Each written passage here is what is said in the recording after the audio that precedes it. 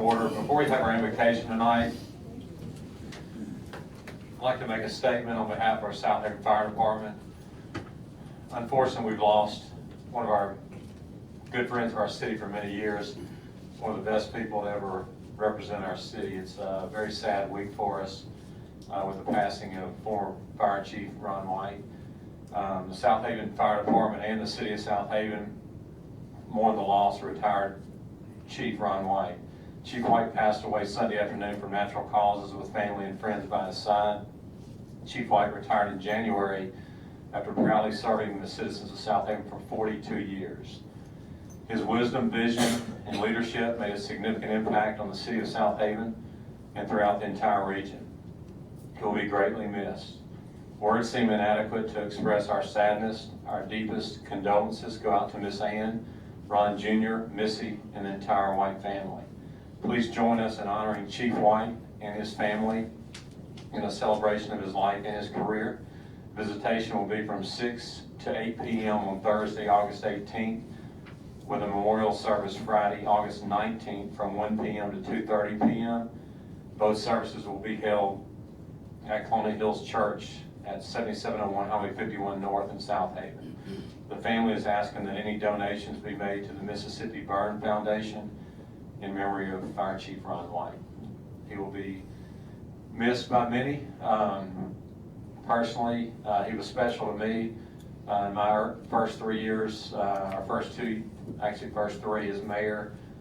He was acted as a mentor to me, spent a lot of time with me, educating me on the fire operation. And I know I'm just, that pales, to the experiences and the relationships that many other people here in this room and in our city had. So anyway, we just want to pay tribute to him with a moment of silence before Alderman Gallagher leads us in prayer. And then after that, if everyone will stand, and we'll be led by in the pledge of allegiance by Alderman Scott Ferguson.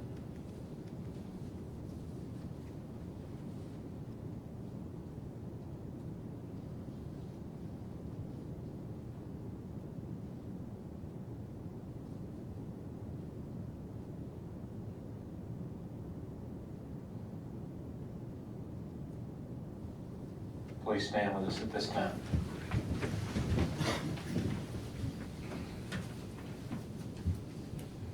Heavenly Father, Lord, we come before you, and we just want to thank you for Chief White's service to our city, Lord. Pray that you would be with the family, Lord, that you would send your Holy Spirit to comfort them. Lord, we thank you for making a path of salvation for each and every one of us, Lord, if we choose you. These things we ask in your name. Amen. Amen. I pledge allegiance to the flag of the United States of America and to the republic for which it stands, one nation, under God, indivisible, with liberty and justice for all.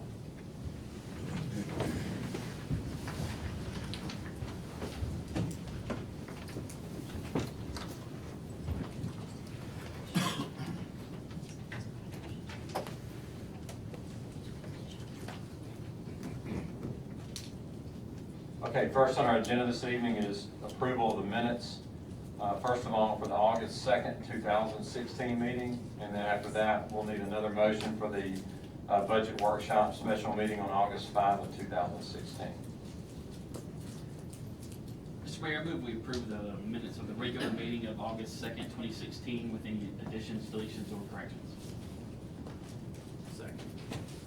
We have a motion by Alderman Payne, second by Alderman Brooks. Is there any discussion?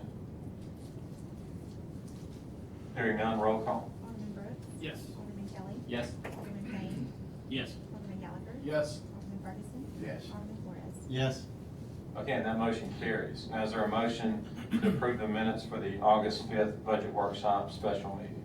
Mr. Mayor, I move we approve the minutes of the special meeting of the budget workshop on August 5th. Second. We have a motion by Alderman Payne, second by Alderman Flores. Is there any discussion? Hearing none, roll call. Alderman Brooks? Yes. Alderman Kelly? Yes. Alderman Payne? Yes. Alderman Gallagher? Yes. Alderman Ferguson? Yes. Alderman Flores? Yes. Okay, and that motion carries. All right, next on our agenda is a flu shot agreement. Mr. Chris Wilson. No? What did you say? Budget meeting. Yeah, closed meeting. Okay, I'm sorry, my bad, I jumped the hearing, I thought we were next on that. Okay, so we're gonna make a motion to close the meeting, and then we'll do another one to open the budget hearing, is that correct, Nick? Yes. Okay, so is there a motion to close the public meeting at this point? I'll make that. Second. We have a motion by Alderman Gallagher, second by Alderman Kelly, is there any discussion? Hearing none, all in favor say aye. Aye. All opposed say no. Ayes have it, motion carries. The public meeting is closed. Now is there a motion to open the budget hearing? So moved. Second. We have a motion by Alderman Flores, second by Alderman Payne to open the budget hearing. Is there any discussion? Hearing none, all in favor say aye. Aye. All opposed say no. Ayes have it, motion carries. We'll now start the budget hearing. And Mayor, Board, and residents of Southaven, this is going to be a lot of what you recall from the workshop and what you've seen over the last several weeks as we've prepared your FY 2017 budget. Again, the priorities as laid out for this year in this budget do remain the same as many years in the past. Public safety, public infrastructure regarding drainage and roads, city beautification and continued revitalization, and sustaining strong fund balances. And this budget does meet those priorities.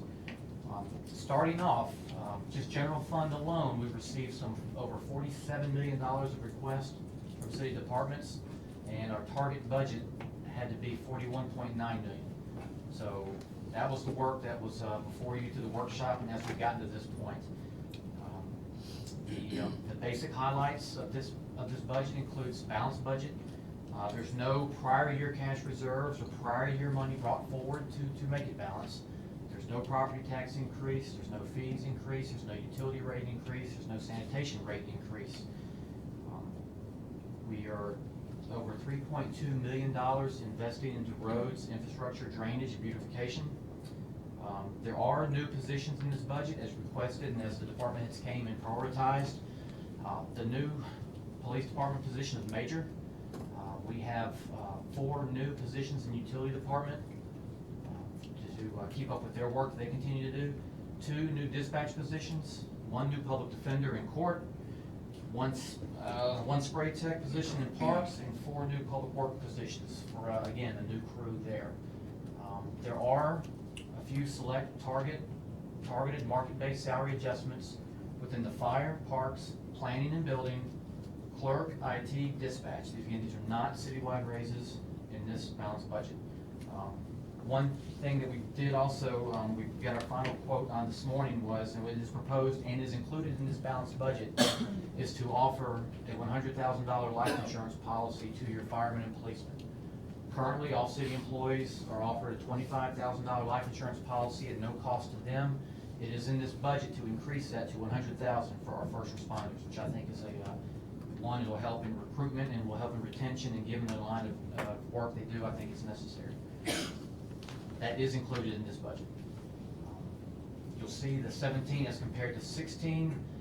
16 again, $71.6 million, and this 17 proposed 66.4, 66.5, and that's really as we finish some of these capital improvement projects. Those funds are just being expended and they're not, obviously not replenished. Next one, you've got just kind of a schematic of your full-time employees by area, which you'll see 63% of all of your full-time employees are dedicated to public safety. And as we go forward with total budget by fund, general fund is 66%, tourism is 2%, debt service is 11%, you've got utility at 17% and sanitation at 4%. Again, as we break down the general fund by percentage, 53% of your general fund is public safety, with 13% dedicated to parks. We have seen another slight, modest uptick in assessed valuation. For 16, the counties, the reassessment rolls brought us up about 3%, and that is reflected also in your projected revenues. So a modest 3% increase in assessed valuation and on the property tax revenues. Next one should be your millage rate, which has remained consistent since 2009. Again, you can see the 01, the 06 years. Those upticks were for some park bonds over the years with the millage assessed to that. We did a 1 mil cut in 09. It's been consistent since then.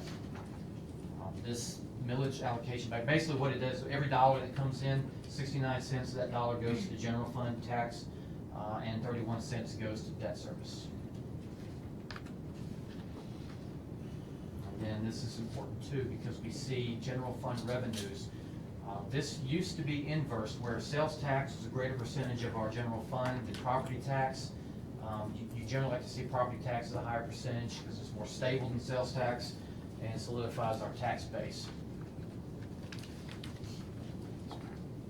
And sales tax, as you see, this is updated through August to where our revenues, you can see the early 2000s really sales tax spiking. You see the dip with regarding the recession right there in 9 and 10, and working our way back up. Again, what we've budgeted, that orange line is budget revenues. Again, you'll notice we are budgeting again less revenues than we receive, because again, this FY17 budget has to contemplate any transfer sales tax once Tanger joins the state rebate program, and those sales tax dollars go back to the state to pay off the work, up to I think $34 million over the years.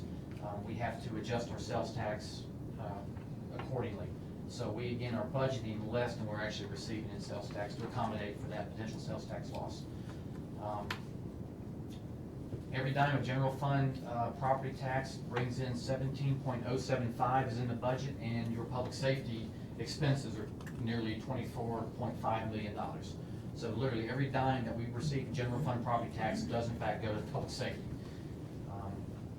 Again, with tourism tax is another one. As you know, the repealer is up this year. So we have to budget dramatic drop off because we can only budget 9 months for the first 9 months of FY17. During the course, the legislature extends the repealer. We will come back with a budget amendment to revise that. But again, that's through August. We budgeted this year 1.8, and we are right on pace to hit that. Utility and sanitation rates, again, these haven't changed for 2017. These are the same. I don't believe we've had a rate increase in 3 or 4 budget years in water or sewer, and no sanitation rate increase. And again, this actually the chart that shows the stable since 2013. Your water and sewer rates have been stable, no increases. And again, this is a major part that's driving our budget. Our general obligation debt principal balance, you'll see dramatic decreases in the 2021-23 years. That's when the majority of our park bonds begin to roll off. So we're approaching the time when we're paying off the majority of our park bond debt. And next slide, you will see the actual annual debt service, and you see those dramatic drops in what we're paying annually coming up. And you think 2020, 21 sounds so far away, but it's four budget years away. But again, you heard from your departments. We tried to accommodate their requests and their priorities as necessary. But again, $47 million request for $41.9 million available revenue. It is balanced. It's a solid budget with the commitment again to public safety and public infrastructure. It's really what we're doing. And all this information is available on our website. The detailed budget breakdown of this information has been available.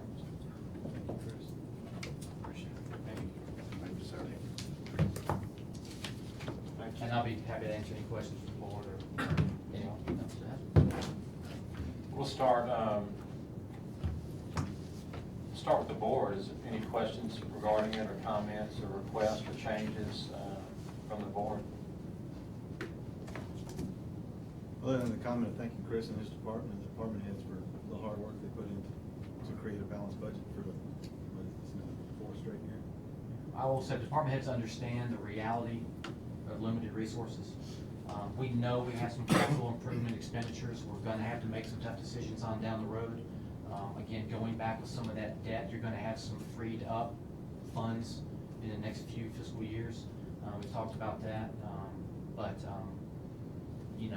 as far as delivering the public services, your departments did a real good job of knowing the priorities and really focusing on those and not getting too far out there on their request. Well, and the capital improvements we've made in the city over the last 3 years too, pretty amazing. Yeah, this year alone, you're doing over $2 million in asphalt and overlay. Well, it's key to note that many cities use GO bonds for a lot of things that we're doing repetitively in our annual budget. So I'm happy about that. I know this board has supported that 100%, and you know, we've made a lot of progress. You know, we've had, as I've said many times since 2013, we've had some catching up to do with infrastructure, and we've been able to do that without issuing any new bonds. We've done that with our annual budget. I'm very proud of that. And part of that, you know, we made a budget amendment to move $1 million. We took $500,000 from your your fund balance, and you upped your sales tax revenue $500,000 to get that $1 million operating funds in 16 to go back onto some severely distressed streets. We're on pace now to be able to put that $500,000 back into your fund balance in September. So that plan worked just. We've increased our credit rating and it's stabilized when other municipalities are having a hard time with that, so I think that's a lot to be said for Chris. and his Yeah, department. S&P continues to give us a favorable outlook. Again, we haven't issued any since the refundings last time we were rated, so, but those strong fund balances need to go to that point. Well, it's also important to note, and I also appreciate the fact that we're reinvesting into the city of Southaven, because we're investing in ourselves, which is gonna provide a good, stable tax base for ourselves and for the entire city for the years to come, and that's important. Thank you, Chris, for, and the board and mayor for being able to work hard to do this. It's y'all's policies, we're happy to execute them.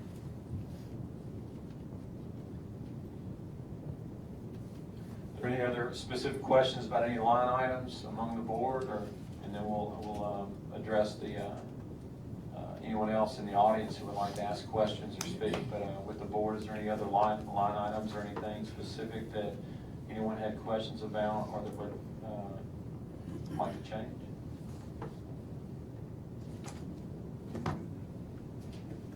Okay. Hearing none, at this point, I'd like to invite the audience, if there's anyone in the audience who would like to ask questions, if they have any questions about anything in the budget, please come forward and identify yourself, and we welcome any questions.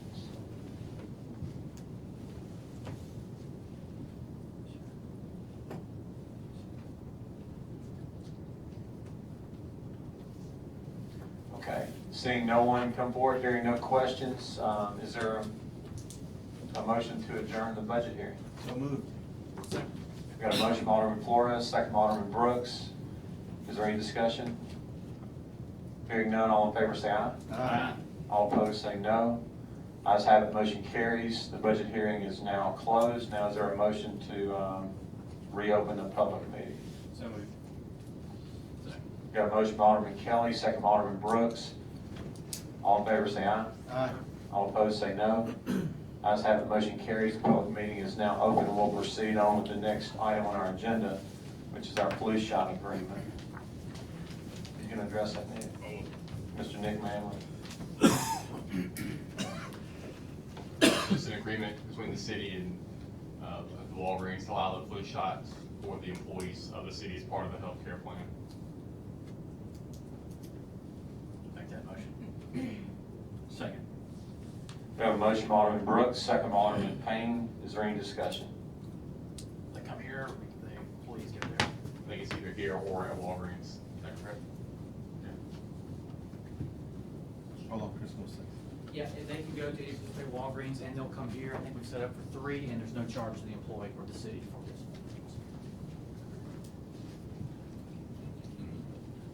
Any other questions or discussion?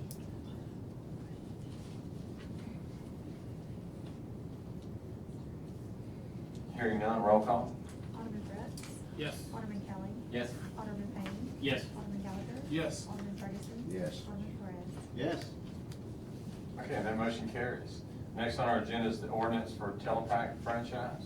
This is an ordinance for our franchise with Telepack, which is related to ceasefire. They are going to be in the next couple of years, and I've already started to be laying fiber optics throughout the city for internet access. At this point, they're in all of DeSoto County. Tonight, bring this ordinance before the board. You can't, under the laws, since this is under the statute, since this is a franchise agreement, you have to introduce it and then be in the clerk's office for own review for at least 2 weeks. Then you take it up for passage at the next board meeting. But we've gone back and forth with them over the agreement. The agreement will allow for use of our right-of-ways for a fee of $5,000, but also in the event of video or audio, or video or audio, the 5% revenue will kick in, the 2.5% revenue to the city, which is the other agreements we have with Comcast and AT&T arrangement. So tonight, just bring this to the board's attention, put on file, so let the public know, let in the minutes of in the file with the clerk's office. We won't officially take action on it until the next board meeting though, but any questions you may have, I can try and address tonight as well, or at the next board meeting. But no action to take, just let the board know it's on file pursuant to the statute. So no action at all? That's about tonight. Okay, next on our agenda is the contract renewal for a term contract for utilities and public works. Dan Cordell.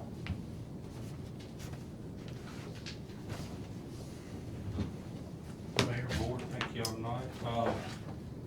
This is the renewal of the primary and first alternate term bids for the Public Works Utilities term bid.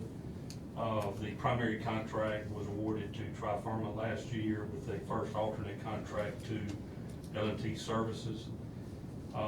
They help us, actually been helping us with the drainage projects and emergency work that may come up. Our contract allowed a 1-year period with a renewal up to 4 years. This will be the first requested renewal. It allowed for a cost index increase, which in looking back over the past year has amounted to a 0.6% increase in the unit prices.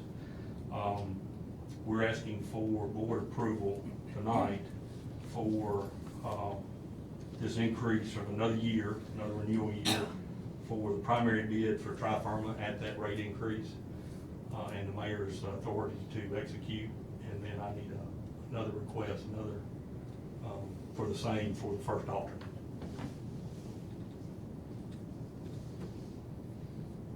So we're making a motion for you to authorize the mayor to sign the contract. Approve the renewal of a 1-year period for addition to the term contractors with the primary and second. First is for the primary contractor. Are both of them 0.06% on Yes, both? sir. Is that just like cost of doing That's a business, cost right? index increase for both of them. It was allowed in both contracts. I'll make a motion. Second. Okay, on the primary, we have a motion by Alderman Ferguson, second Alderman Payne. Is there any discussion? Hearing none, roll call. Alderman Flores. Yes. Alderman Ferguson. Yes. Alderman Gallagher. Yes. Alderman Payne. Yes. Alderman Kelly. Yes. Alderman Brooks. Yes. Okay, and that motion carries. No, they're good for both of them. What they did. Go ahead and do two separate motions since they're two separate. Okay. contracts. I'm make a motion we approve L&T as a secondary on the utility and public works contract. Second.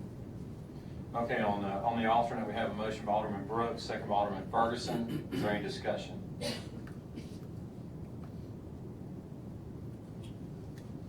Hearing none, roll call. Alderman Flores. Yes. Alderman Ferguson. Yes. Alderman Gallagher. Yes. Alderman Payne. Yes. Alderman Kelly. Yes. Alderman Brooks. Yes. Okay, that motion carries as well. Thank you. Thank you, Dan. All right, next on our agenda is the contract for SRO.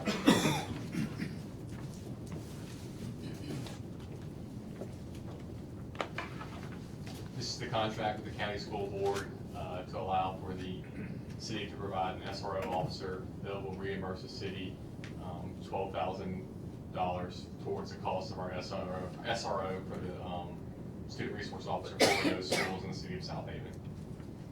Is that per school? No, $12,000 total. Total? So moved. Second. We have a motion by Alderman Ferguson, second by Alderman Payne. Is there any discussion? But there's an SRO at every school, right? Correct.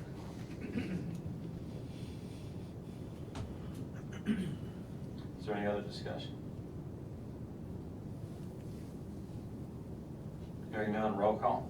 Alderman Flores. Yes. Alderman Ferguson. Yes. Alderman Gallagher. Yes. Alderman Payne. Yes. Alderman Kelly. Yes. Alderman Brooks. Yes. Okay, and that motion carries. And the next on our agenda is the contract with KFT Fire Trainer LLC for the Southaven Fire Department. Fire Chief Roger Thornton. Mayor and Board, this is a maintenance contract on our 4-story drill tower at our training center. It includes computer components and the burn props and maintenance and parts throughout the year and annual visits to take care of the actual service and maintenance. It is a proprietary system, and it should be considered as a sole source. Mr. Mayor, I move we approve KFT as the sole source provider for fire training equipment as presented on this date. Second. We have a motion by Alderman Brooks, second by Alderman Payne. Is there any discussion? Hearing none, roll call. Alderman Flores. Yes. Alderman Ferguson. Yes. Alderman Gallagher. Yes. Alderman Payne. Yes. Alderman Kelly. Yes. Alderman Brooks. Yes. Okay, and that motion carries. Thank you. Thank you, Chief. Next on our agenda is a resolution for sanitation assessment. Okay, it's just, all that we're doing is pass a resolution for the very few citizens that refuse to pay their sanitation cost. A lot of this is in areas where we do not provide water service, so they're getting a separate invoice for the sanitation, and some have, for whatever reason, refused to pay that. So there will be an assessment to recoup that money. To the part-time. Mr. Mayor, I move we adopt the resolution for assessing unpaid sanitation fees as presented on this date. Second. We have a motion by Alderman Brooks, second by Alderman Payne. Is there any discussion? Were these the only ones? Just 5? There's just 5 on this list, yes. They're receiving the services, just not paying for it, right? Correct. Well, they're continuing to receive Well, at this this service. point, they're not Continue Well, the service. At this point, they're not receiving, this is for the back fees, that they're not receiving the service anymore. This is to collect the fees that had not been paid while they were receiving the service. We've collected the cans now. Yes. All right. So what does he wait? Yeah. What's happened to the trash? Yeah. We have any idea? Well, it becomes a code enforcement issue. I got you. If they start doing that, it's code enforcement issues. They're not burning it, are they? That's Another issue. That's another another issue. for fire them, issue. yeah. But yeah, as Nick said, these are for the ones that owed money, refused to pay even after the can was. But we're not allowing residents to opt out of getting trash though, correct? Yeah. Correct. The issue became is they were not paying, they were getting a service they weren't paying for either. Right. So we were collecting that. Once it's assessed, they can then pick up their garbage can if they want to continue to get the service. That's how we're treating it. And it's important to note that the fee that all the citizens pay is based on the number of people paying it. So if you have some people not paying it, that affects the cost for the city in general, which puts a bigger burden on setting that price or keeping a consistent price on the sanitation fee for everyone in the city. Right, but we're gonna continue to collect at these residents' homes though. No, No. no, they They want take to the pick can. up cans. That's why it's asking, they've got the can. So we don't really know what they're doing with the trash at that point. If it's still sitting out there, it becomes a code issue, so. I mean, they have the right to dispose of it as long as they don't violate code enforcement or other sanitary rules of the city or illegal burning, as Alderman Flores said. As long as they're not breaking any other ordinances, that's their right to dispose of the trash. I will admit, I don't know how you dispose of it for less than $12. I mean, how do you think about that? I don't either. Okay, it seems like we're kind of letting them opt out of the program now. Well, we're doing all we can legally to enforce it. I mean, that's. We'll look into seeing what else we can do as far as, we'll get with Bradley on that and see. The issue becomes if we keep providing the service and we're not paying for it, then we're giving a service they're not paying for at that point. See, it only comes to effect of those people who don't receive the water bills. So the only way anybody can not, if you receive a water bill, it's all the same bill. Those people who don't receive the water bill, this interesting dynamic comes in, but if you continue to provide the service, somebody's not paying, then you're giving a free service to someone, but you can't do that either. So that's, I understand. you know what I'm saying, we're just trying to figure out the best way to handle it, so. Okay. This assessment going against their property taxes. It goes against their car tax. Car tax, okay. And again, as Nick said, this is from a percentage standpoint, it's a very minute percentage of the people that receive it, so. So do we bring the cans back out after we receive the assessment? If they want the service, yeah. we may have to start doing is just start continuing to assess it every time and just keep providing it, just keep assessing the garbage instead of. I like that idea. Like, look at that and saying, just keep providing service, just keep assessing the car tag.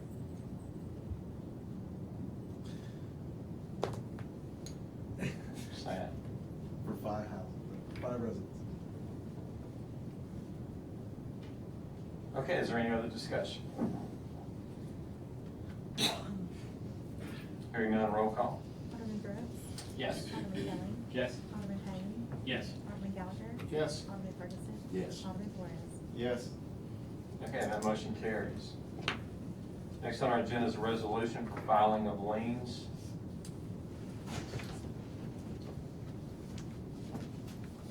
This is just a resolution to file the liens for the condemned properties, that would then be converted into assessments to the city. So moved. Second. We have a motion by Alderman Flores, second by Alderman Payne. Is there any discussion? Hearing none, roll call. Alderman Brooks. Yes. Alderman Kelly. Yes. Alderman Payne. Yes. Alderman Gallagher. Yes. Alderman Ferguson. Yes. Alderman Flores. Yes. That motion carries. All right, next on our agenda is a resolution granting authority to claim private property. Mr. Mayor, I move we adopt the resolution granting authority to claim private property as presented on this tape. Second. We have a motion by Alderman Brooks, second by Alderman Kelly. First of all, is there any discussion among the board?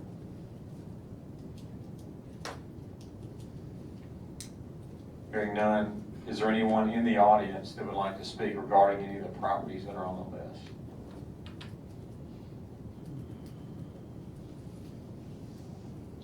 Hearing or seeing none, roll call. Alderman Brooks. Yes. Alderman Kelly. Yes. Alderman Payne. Yes. Alderman Gallagher. Yes. Alderman Ferguson. Yes. Alderman Flores. Yes. Okay, that motion carries. Next on our agenda is our planning agenda. Ms. Whitney Cook. Yes, sir, this is a tabled item, so I think before we go into any discussion with it, we need to take it off the table. It's the Pinewood Development. Is that the only thing that's on the agenda? That's the only thing. We Okay, just need basically, to- all we're doing, the Pinewood development, at our last meeting, we tabled that. And since then, we've done some research, and it does need to go back before they propose an amendment to it. So it needs to go back before the planning commission. So at this point, we just need a motion to take it off the table and open it back up for discussion to do just that. I'll make that motion. Second.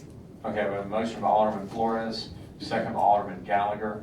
All in favor, say aye. Aye. All opposed, say no.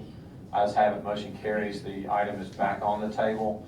And again, just to basically say that again, that's all we need to do at this point, is send it back to the planning commission with the amendments, and then ultimately, after they post proper notice and have their hearing, it'll come back after their recommendation, it'll come back before the Board of Aldermen again. Right, we tentatively have it on the Planning Commission for the 29th and back up to the board on September 6th. So if anything changes, obviously we'll update from there, but those are your tentative dates right now. So moved. Second. Well, actually, we don't need any action tonight, but just an update. And then, was there anything else that you had? We're not voting, We gotta- we're not voting to send it back. We gotta put it back, we gotta table it again, though, do we not? No. You could just vote tonight to set the hearing in front of this board for September 6th if you want to. Okay, that's what I You wanna do thought. that? That's fine, that's what I thought. Okay. All right, so we're setting setting the hearing date back again. Motion was made by Alderman Brooks. Was there a second? Second. Second by Alderman Ferguson. Any discussion? And it's the notice issues are all cured by the red sign out. Notices are out. Like I said, they are tentative. If there's any holdups at the Planning Commission level, we'll revise that. We do have their revisions if you want to have them in prelude, so you can start studying them. It's a big development, it's 280 acres.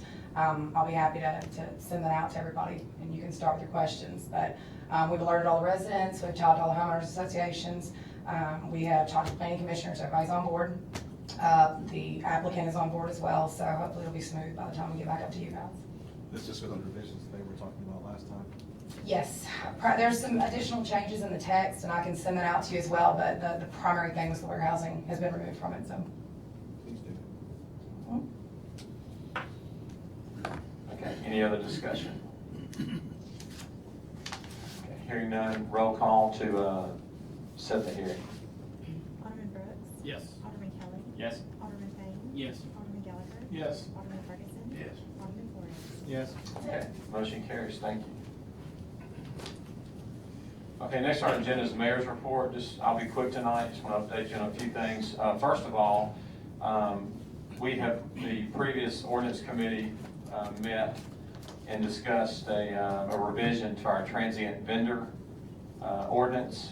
And at this time, just updating you that is being done at this point. So after the suggestions and everything that was discussed in the committee meeting, that's been revised, and then when that's complete, that'll be brought back before the full board to vote on. Mainly the reason for that is we have witnessed a problem at times. The transient vendor situation has gotten out of hand. We just simply don't want to look like a fair in the city. I mean, we want people that, businesses that pay property taxes and invest in our city. It's not fair to them that people come in and spend no money in the city, no commitment, and they can be here one day and gone the next. That's not fair to the other businesses that make a commitment to the city of Southaven. It has gotten to be somewhat of a problem at the new Tanger development. There's many that have come in, and it's a distraction to some of the shoppers. A lot of solicitation in the aisles, and it's become somewhat of a problem. So that's why we're revising it, but when that's done, that'll be brought back before the full board to vote upon. Any questions about that between now and then, I'll be happy to answer those. We talked about our budget, that we've been committed to beautification of the city.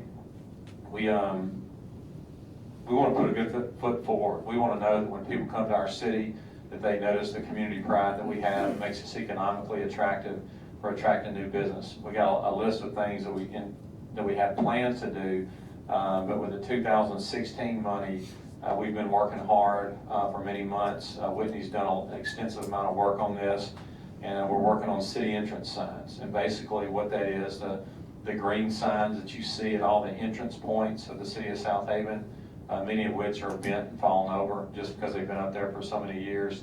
We're going to replace those with a new decorative sign. That's a two-posted sign that has a extremely attractive design, letting people know that they've entered one of the best cities in the state of Mississippi. And so we'll have those done. We're finalizing the order now, and we hope to have those installed by year end, hopefully November 1. Along with that, you may have seen this in some of the other cities, maybe in Collierville, Madison. We're going to order decorative street signs. So at the arterial intersections, where you see the typical green signs, we're going to replace that with a decorative sign that has the city logo on it. And it's extremely attractive, and it just shows pride. It lets people know that they've entered a great city. And at the arterial intersections are the focal points. So we want to make a statement and let people know that we have pride in Southaven, and they know that when they've entered our city. So anyway, those will also be a part of that order, and we have the money budgeted for that. It came in much less than we budgeted for, so we're happy about that. And again, hope to have all that installed by year end. And then lastly, I just want to, again, as Alderman Flores said earlier, I'd like to thank everyone for the work on the budget. All the department heads did a great job with a limited amount of time with our workshop, prioritizing. And I want everyone that works for the city to know, and all the people in the city to know, that the department heads do a great job of going to bat for their employees. As Chris mentioned earlier, it's not possible for us to say yes, to every request, but as we listen to their top 3 priorities, I'm extremely happy that we were able to get the 3 priorities done for most. And although we'd like to do everything, obviously we have to be very conscientious of the budget, and we try to get as many requests, granted as possible. But I thought we did a really good job with that. And again, I'd like to thank Chris and all his work with that. And I'd like to thank the board members, all of you, for coming through it, the time that you spent to make sure that it does meet the goals of what we're trying to accomplish. But I'm happy with the budget, but again, thank you for all the work on that. And that's all I have this evening. Next on our agenda is a personnel docket. Mr. Mayor. Citizens agenda. Citizens agenda. Oh, I'm sorry, I apologize. I need to pull the glasses back out. Next on our agenda is our citizens agenda, and we did have one person that signed up to speak, Mr. Gary Weber. is in the audience. Would you please come forward?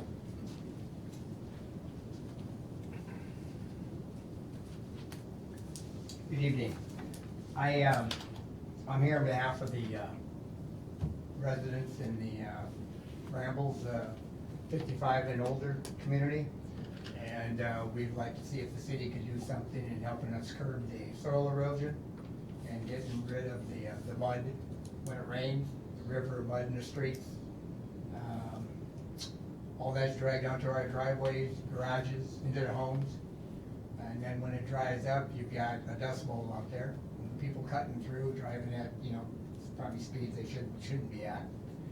And we've been working with the contractor and other people for 9-10 months, and we're not getting nothing done.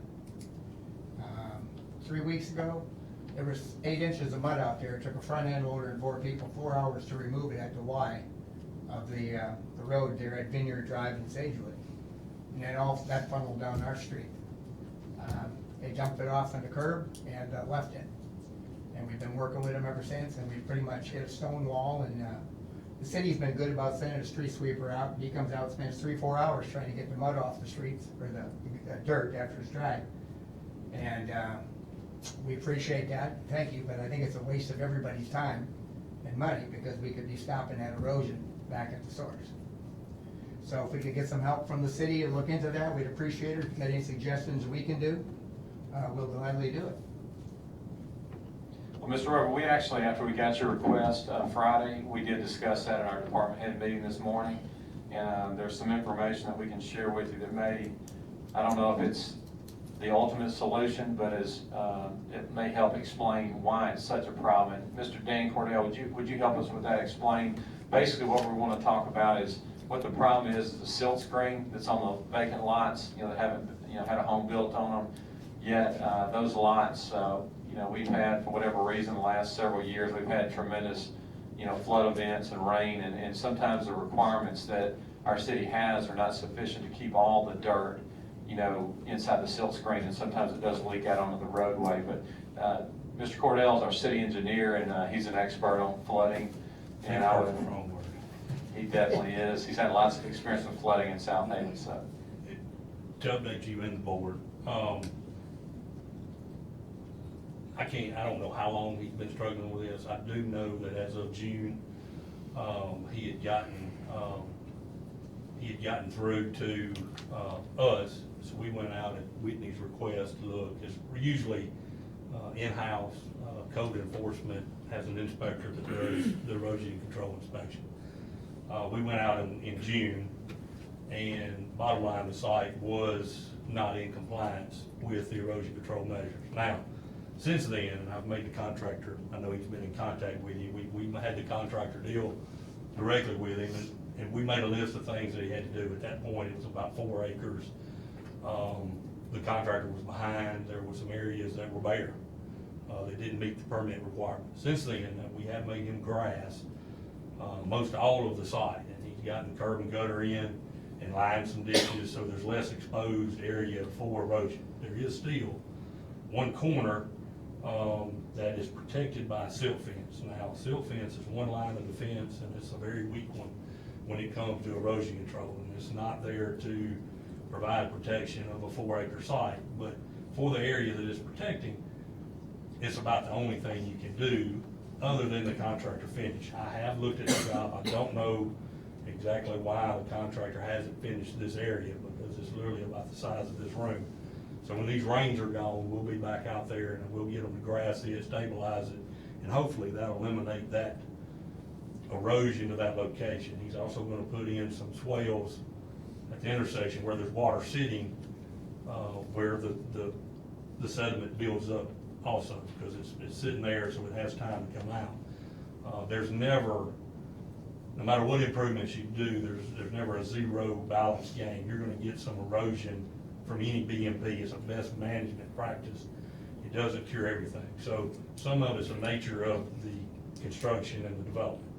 In this instance, there were some time extensions in the construction process where they did not adequately control. Now, they've been very responsive to our inspections. They've never not done anything we asked them to do. But I will say they probably were not timely as they should have been in getting grass established. So there's still one area there. It's only protected by silt fence. Now, the silt fence was put in correctly. It's strong, but it's holding back a lot of sediment. And they are only, a silt fence only gonna protect you from like a 2-year size event. So anything above that's gonna find a way around. Well, you don't know, 2-year size event's very small. So the range we've been getting is what's causing, that BMP is not gonna secure all the sediment that's going down. So we're gonna have them clean that area up, get grass established, because that's the long-term end game, and then they won't need the silt fence. Now, that may take another couple of weeks, but we want to do that before the rain season, the winter season gets when we get grass going. So I tell you all that to tell you a plan, but that's not. That's still fence down right there by the stop sign now on, right at that Y, the corner, it's about down right now on this last rain. Right, and as soon as the rain event stops, they're supposed to come out there and fix all that. And I know they haven't yet, but it's gotta be one of those things when the storm stops. So we'll get on them and get out there and get those fixed. I did contact the contractor and the developer yesterday, so they're aware that we've gotta get this fixed and that you were coming up, so we're gonna get them back out there. If you have any questions for me related to that. Thank you. Bob? Appreciate it. Thank you, sir. And then I was aware, we talked about, and not to get ahead of you, I want to open up the floor to you, but we talked about some of your other concerns. One was street lights. Correct. And the street lights that are in the subdivision or the standard distance between them, like there's a plan to put them after so many houses, like 6 houses, and that's the way it is now at this point. Do you feel like is there a need for, do you feel like there's a need for another light, or? There's one street light right at the clubhouse, and that's right at Vineyard and Sagewood. And then they put one probably 50, 60 yards to the north and to the east on Jade, which is on the north side of that racetrack. And there's still 3 other 5-plexes to the east of that have no lighting. And our side, on the bottom side, Wellbrook, there's 2 5-plexes that are occupied, and they've got the 3rd one in the brick stage, and then the 4th one in the framing stage. And we sure could use some lights back there. It's just dark. And you know, we've asked, and people say you can't do it until it's so much complete and whatever. Well, there's 60% completed right now on that racetrack of those 5-plexes. So we were just wondering if there was a possibility we could get something done. You know, the days are getting shorter, and people ask me all the time, hey, when we get some lights? I guess because I like to talk about it, you know, I don't know. But anyway, that, and then also some speed limit signs, we can get them. We've actually followed people, stopped it, and we got people in our own subdivision. We asked them, how come you're going through there at 50 miles an hour? Well, there's no signs. That's no excuse. I do believe that the city says it's 20, 25 in residential areas. You know, I don't know if that can be helped out or anything. I mean, maybe not, I don't know, and I don't know when you're gonna put them up, but we'd appreciate if we get something done with that too. Sure, and I understand that. I did want to share one thing with you, in which you were told. I'm going to clarify that a little bit. When there's a new development, the streets are not actually the city's until they do get to a certain level of completion. Then the street has to be dedicated to the city. So until the street is dedicated to the city, we don't have the authorization to put street signs up. So that's the reason they're not there. Oh, okay. But now we can monitor that, and as we move towards that point, obviously we want to ensure traffic safety, and the speed limit does matter to us, so we'll definitely put the signs up at that time. But that's why they're not out there now. Just want to give you a straight answer why they're not there now. Now the lighting, we can go look at that again, and if there's an area that we can put the lights up, we can definitely have somebody go back out there and double check that on the lights. We'd appreciate that, and if they want to contact us and you show them what's there, you know, we'd gladly do that. Okay, we can do that. Was there anything else that we missed? Like that was what we talked about this morning? No, sir. You did great. I appreciate your time. Thank you for coming Thank you, forward. gentlemen. I appreciate it. Mayor Musselwhite, we had asked to have the library on the citizens agenda, and I don't see us on there. Would there be time to add us? We did not have the library on there, but the board can give me approval. I'll make that motion. So we have a motion by Alderman Flores, second by Alderman Kelly, to allow the library to speak. All in favor say aye. Aye. Any opposed say no. Ayes have it, motion carries. Please come forward. Thank you. Okay, Caroline Barnett. I'm the head librarian at the M.R. Davis Public Library, and we want to thank you all for the support you've given the library over all the years. We're proud to be part of such a dynamic city, and we're eager to continue the work we do to support our citizens. We had another successful summer with over 5,000 people attending 85 programs during a 10-week period in June and July. We had 3,743 people total registered for our summer programs. That's adults, teens, and children. We added a number of adult programs this summer and are continuing our exercise and craft programs into the rest of the year. We have a couple of new staff members, so I've given them some of the things that we've never gotten around to doing, so we're excited that we have some new programs starting with local authors, and we have new computer programs and new book clubs starting, so that's exciting to have some new staff members who aren't already all worn out. We have a computer tutor who comes twice a week to work with individuals, and we do monthly computer classes. Again, one of our new staff members doing that. We've added a tutoring session for Spanish-speaking students after school, which actually started this afternoon. We had 3 families attend, so we're looking forward to that growing because we are starting to provide more programs for Spanish-speaking families. We do have a bilingual staff member. We are continuing our partnerships with local businesses and community groups.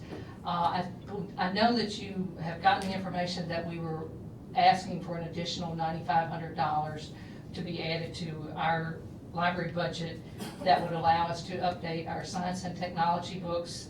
As you know, those date pretty quickly. We'd like to also add some Magnolia Book Award materials to share with the teachers in the DeSoto County schools. The Magnolia Book Award is a statewide award that the students themselves choose at all the age levels, kindergarten through 12th grade. And our children's librarian, Nettie Moore, who many of you all know, has worked on the committees for that, and we'd like to expand that into the DeSoto County schools. There are not a lot of schools participating in that, so we think we could add to that. And then we also want to expand our work with families affected by autism. That's a very large number in the DeSoto County schools. Many families have more than one child with autism. And for the last 4 years, we have really worked on our outreach to those families to make them feel more welcome at the library. And we'd like to continue that work with some additional programs and projects and materials. So we thank you for your time. Thank you very much. I just wanted to add, my name's Eddie Hughes. I'm the director of First Regional Library, of which M.R. Davis is a part. We also asked the county for funding for a bunch of new laptops to go with hopefully the materials that we can purchase for a STEM program here. So we appreciate everything you do for us. Thank you very much. Yes, sir. Thank you.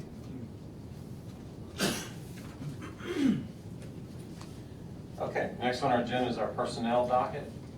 Mr. Mayor, I move we approve the personnel documents presented on this date. Second. We have a motion by Alderman Brooks, second by Alderman Ferguson. Is there any discussion? Hearing none, roll call. Alderman Brooks.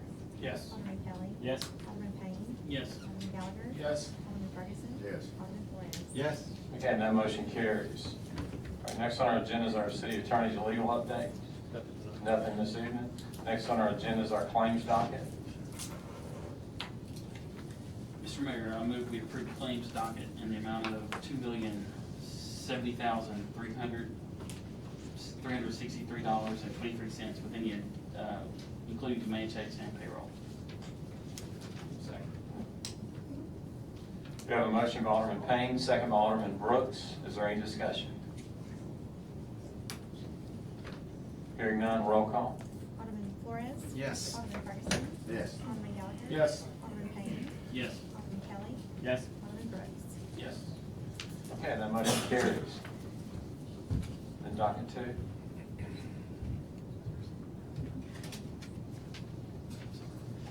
Mr. Mayor, I move we approve docket number 2 in the amount of $260. Second.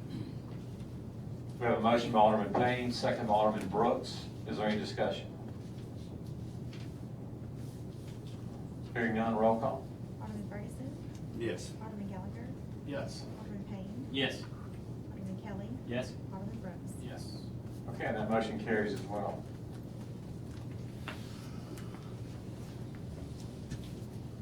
Okay, Next on our agenda, is there a motion to determine the need for executive session? So moved. Second. We have a motion by Alderman Gallagher, second by Alderman Kelly. All in favor say aye. Aye. All opposed say no. Ayes have it, motion carries. The need this evening is claims and litigation against the city infrastructure and police, economic development, and personnel in the Southaven Police Department. Now is there a motion to declare executive session? So moved. We have a motion by Alderman Payne, second by Alderman Gallagher. All in favor say aye. Aye. All opposed say no. Ayes have it, motion carries. The mayor and board will now enter executive session.